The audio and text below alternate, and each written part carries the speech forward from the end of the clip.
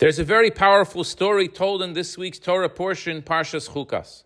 It's the story of Aaron the Kohen Gadol, the high priest, about his passing and his legacy.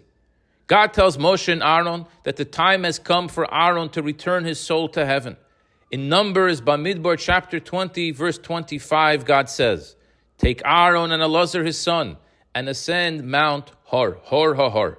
Strip Aaron of his garments and dress Elazar his son with them. Then Aaron shall be gathered to his people and die there." Moshe does exactly as he's commanded. All three, Moshe, Aaron, and Elazar, ascend the mountain before the eyes of the entire congregation. Moshe removes Aaron's sacred garments and dresses Elazar in them, formally ordaining him as the next high priest, the next Kohen Gadol. Aaron passes away on that mountain, and only Moshe and Elazar descend. The entire Jewish nation mourns Aaron's death for 30 days. The commentaries teach us something striking. Our great leader Moshe Rabbeinu was envious of this passing. Why? Because deep down we all desire to leave a legacy that lives on through our children. Aaron experienced that moment. He witnessed his role, his life's work pass directly to his son before his final breath. But Moshe did not merit that. His leadership did not go to his children, but to his student, Yehoshua, Joshua. Of course, Moshe wanted that continuation through family, but it wasn't his path. And I believe the Torah is teaching us something deeply important about the nature of a legacy.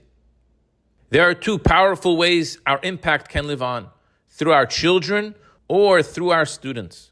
Not everyone is blessed with children, and even for those who are, not all children are interested, able, or suitable to carry the mission forward. So the Torah shows us another way. Invest in students. Invest in the education of the next generation, and that is your legacy. I remember someone once sharing with me that they had left their inheritance to support animal research. And while that's undoubtedly a noble and compassionate cause, something about it gave me pause. Not because the mission isn't beautiful, it is, but because I felt this person wasn't fully honoring their own potential for impact. I thought, imagine if they used that same generous spirit to create a scholarship fund for children to attend school or summer camp. Imagine their name being carried forward by the lives they helped shape. Children who might one day change the world, all because someone gave them a chance. That's a legacy that lives on not just in compassion, but in continuity. I vividly recall a meeting I had a number of years ago with a gentleman at Chabad. He was in his late 60s, married, and shared with me quite candidly that he and his wife had chosen not to have children. But now he regretted that decision. How can I leave a legacy, he asked me. By divine providence, the Jewish school downstairs was in session. I walked him down, pointed to the children, and I said, "You see these children? They are the future of our people. Establish a fund in your name to help Jewish children access Jewish education. And every student who learns because of you, that child now becomes part of your story. That's going to be your legacy." He didn't say much at the time, and I wasn't sure if he cared for what I had to share. But years later, I heard from someone that this individual had indeed set up that very kind of fund, and he quoted my words as inspiring him. Moshe was a great man. Aaron was a great man. Their legacies endure to this day. One passed his to his son, the other to his student. Both are powerful and real. We must take this to heart. Each of us is writing a legacy, either through our children or through the students we support and inspire. Either way, we do it by living as a shining example, by embodying the values we hope to pass on. That means living a life anchored in morality, good behavior, honesty, and kindness. It means standing up for what's right and being a good friend.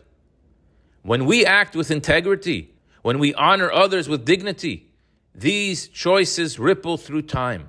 And when we use our resources to strengthen what matters most, especially Jewish education, we plant seeds of faith, resilience, and identity that will blossom long after we're gone.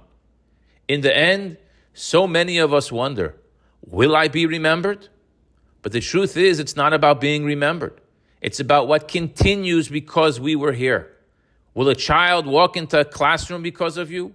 Will an adult walk into a study hall or to a beautiful synagogue or to a Torah class for the very first time because of your support?